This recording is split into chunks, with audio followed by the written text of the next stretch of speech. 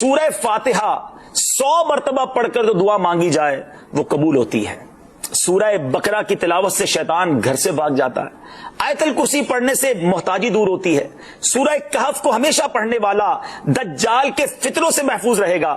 والدین کی قبر پر ہر جمعہ سورہ یاسین کی تلاوت کرنے سے اس کی حروف کی تعداد کے برابر ان کے گناہ بخش دیے جاتے ہیں۔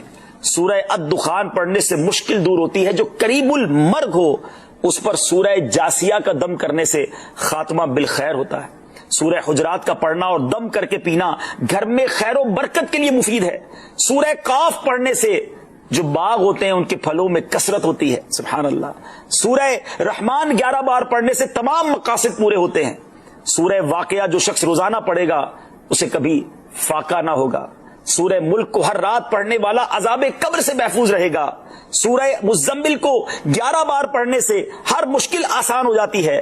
سورہ مدثر کو پڑھ کر حفظ قرآن کی دعا مانگنے سے قرآن کریم کا یاد کرنا آسان ہو جاتا ہے۔ جو بچے حفظ کر رہے ہیں ان کے لیے زبردست وظیفہ ہے۔ سورہ النازعات پڑھنے سے جاں کنی کی تکلیف نہیں ہوگی۔ سورہ دحا پڑھنے سے بھاگا ہوا آدمی واپس آ جائے گا۔ سورہ علم نشرح کو جس مال پر پڑھ دیا جائے اس میں خوب برکت ہوتی ہے۔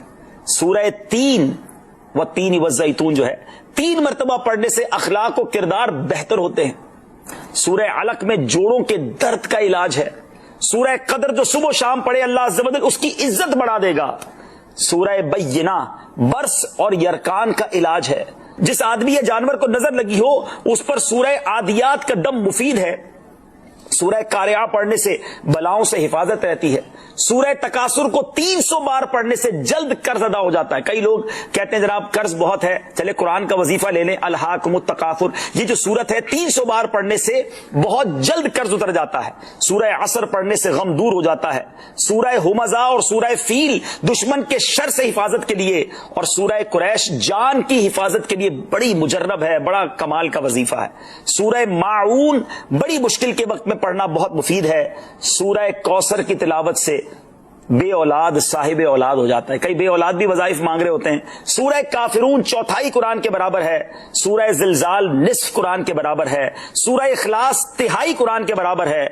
اور سورہ فلق اور سورہ ناس سے جن اور شیطان اور حاسدوں کے شر سے حفاظت رہتی ہے۔